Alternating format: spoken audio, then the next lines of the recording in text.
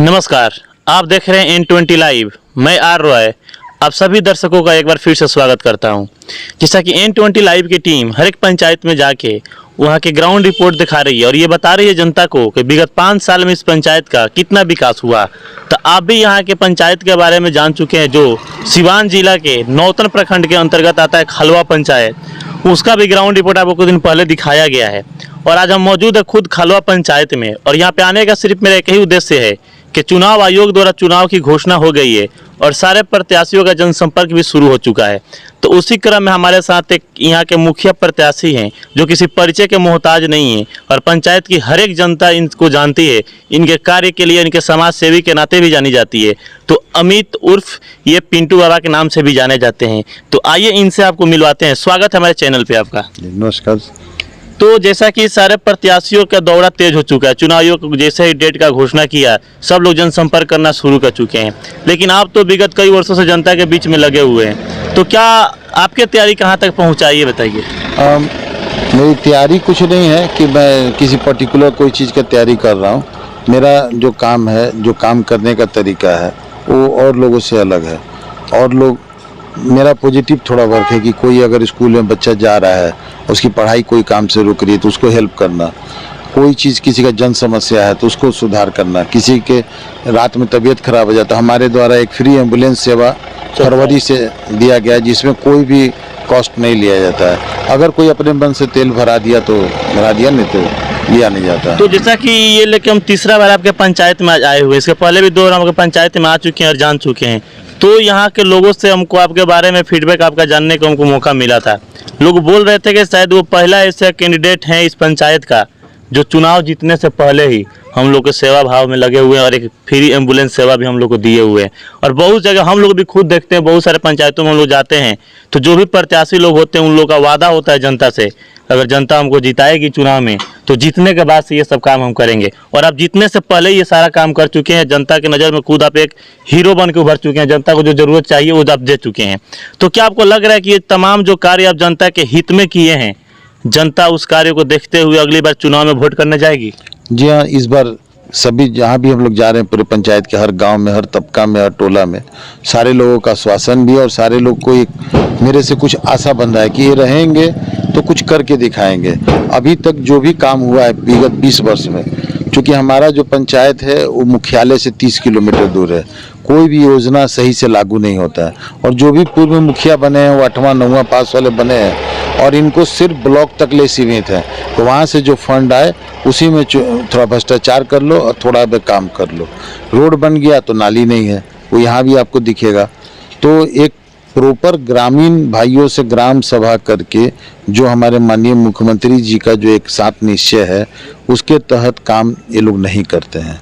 मैंने कई बार जांच करने के लिए भी लेटर लिखा है और जांच के लिए कार्रवाई आगे बढ़ी भी है। तो नौतन प्रखंड में जो खलवा पंचायत है सबसे हॉट सीट इस बार बन चुका है और यहाँ किसी भी प्रत्याशी के लिए चुनाव आसान होने वाला है नहीं। और यहाँ जो भी प्रत्याशी लोग उठे हुए हैं सारे लोग जनता के बीच में अपना दमखम के साथ जा रहे हैं और जनता के हित में ही कार्य कर रहे हैं। तो इसमें सबसे यूनिक कोई पर्सन है तो वो आप हैं। जनता आपको एक अलग लेवल पर देख रही है, अलग नज़र से देख रही है और भी प्रत्याशियों को जनता अलग नज़र से देख रही है क्योंकि आप एक पॉजिटिव थिंकिंग लेके आए हैं और पॉजिटिव थिंकिंग के साथ आप कार्य भी कर रहे हैं। तो क्या आपको लग रहा है कि इस बार के पंचायती राज चुनाव में खलवा पंचायत की जनता विकास के मुद्दा पे वोट करेगी और शिक्षित और कर्मठ ईमानदार प्रत्याशी को ही वोट देगी? जी हाँ, ये इस बार सभी महिला पुरुष जितने भी लोग हैं, हम लोग डेली घूमते हैं, सबका एक कहना है कि इस बार बदलाव होगा। और बदलाव होगा एक जो हम लोग की बात को सुन सके, जो हम लोग के लिए काम कर सके, जो हम लोग के लिए पंचायत के लिए विकास का कार्य करा सके। और लोगों की आशा मुझसे जुड़ी हुई है कि ये कर सकते हैं, इसलिए लोग चाह रहे हैं कि हमको वोट करेंगे। और वोट करने से मेरा भी अपील रहता है उनसे कि आप हमको जिताएं, क्योंकि इस बार जो 5 साल का जो समय बीता है ये जनता भली भांति परिचित हो चुकी है कि इस 5 साल में सरकार द्वारा कितनी योजनाएं चलाई गई और कितनी योजना का लाभ जनता को मिला। ये बताने की जरूरत नहीं, जनता सब जान चुकी है 5 साल में।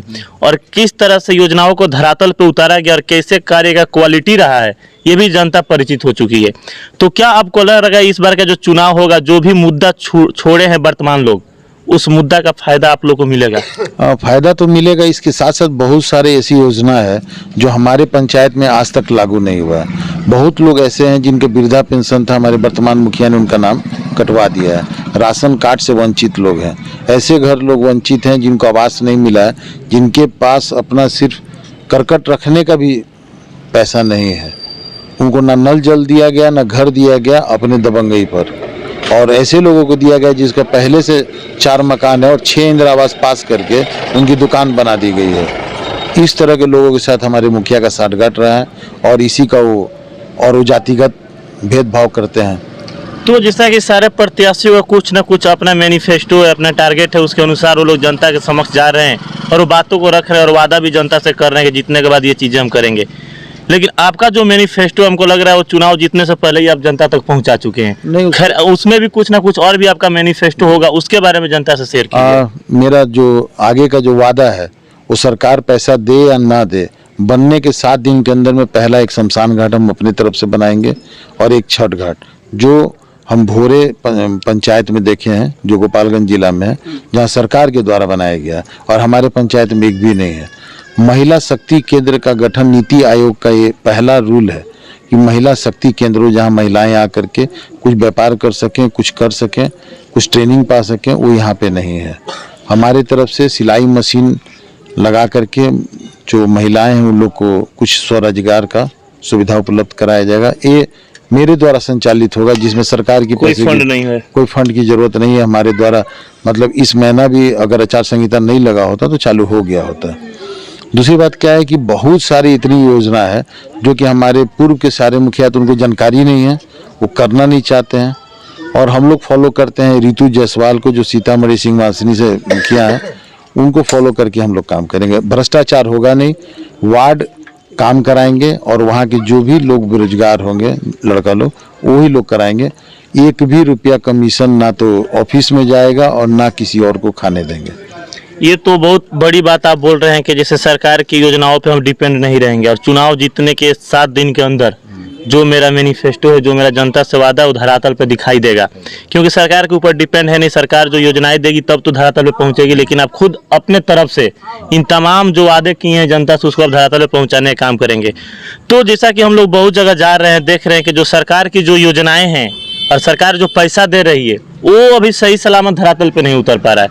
लेकिन खुद आप अपने आप से ये वादा करेगा अपने फंड से हम जनता को ये सब चीज़ें देंगे, तो सौभाग्य है ये पंचायत खलवा पंचायत को आप जैसा यहाँ का प्रतिनिधि मिला है। और जीतने से पहले भी आप एक बड़े बड़े से कार्य करके जनता के समक्ष ये प्रूफ भी कर चुके हैं कि जीतने के बाद भी मैं वादे पे अपना खड़ा उतरूंगा और सरकार पे मैं डिपेंड रहने वाला नहीं हूँ। सरकार का जो फंड आएगा वो समय के साथ तो होगा ही, लेकिन सरकार के फंड से अलग हट के जो मेरा फंड है वो जनता के लिए तत्पर रहेगा।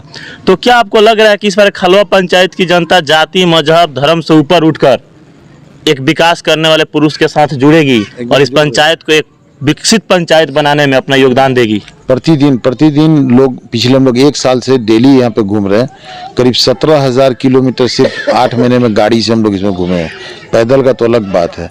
और हर कोई यंग लड़का हो जिसको वोट नहीं भी देने का अधिकार है, वो अभी अगले साल वोट देने का आएगा, वो भी आगे बढ़ कर कह रहा है कि हमारी मम्मी हमारे पापा आपके लिए वोट करेंगे।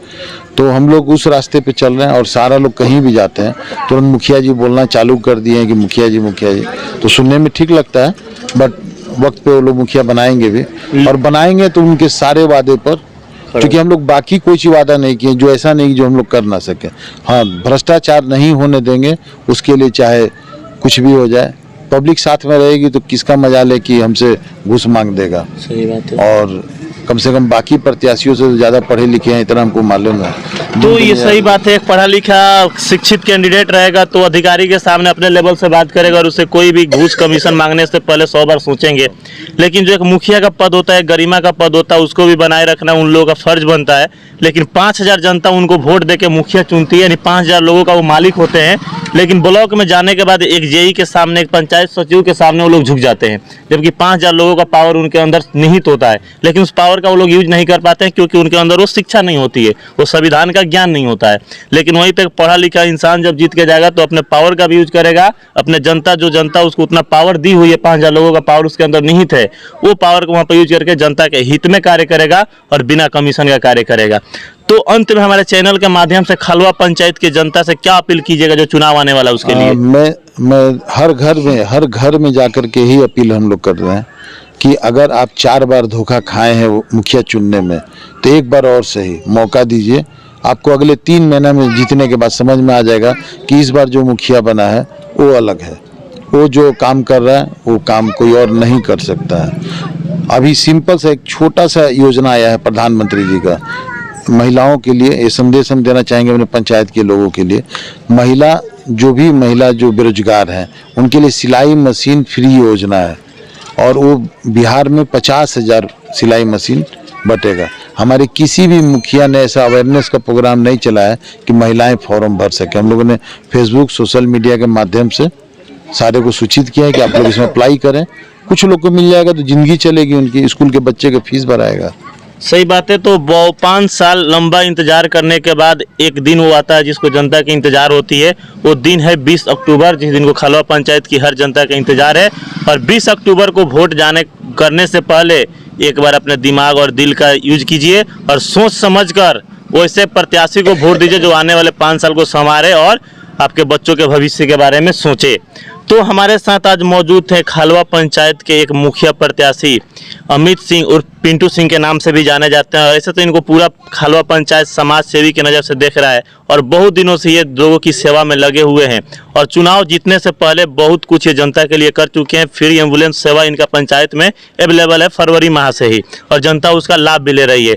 और इनका ये भी कहना है कि चुनाव जीतने के 7 दिन के अंदर मैं जो भी मैनिफेस्टो में बोला हूँ धरातल पे दिखाई देगा, और सरकार के जो भी फंड है उस पर मैं डिपेंड रहने वाला नहीं हूँ। सरकार जैसे जैसे योजनाएं बनाएगी मैं उसको बिना कमीशन के हर एक जनता तक ईमानदारी पूर्वक पहुँचाने का तो कार्य करूँगा ही, साथ में अपना जो वादा किया हूँ उसको मैं धरातल पे उतारने का हर संभव कोशिश करूँगा और जनता की सेवा में मैं लगा रहूँगा। ऐसे ही खबरों को देखने के लिए आप बने रहिए N20 लाइव पे। धन्यवाद।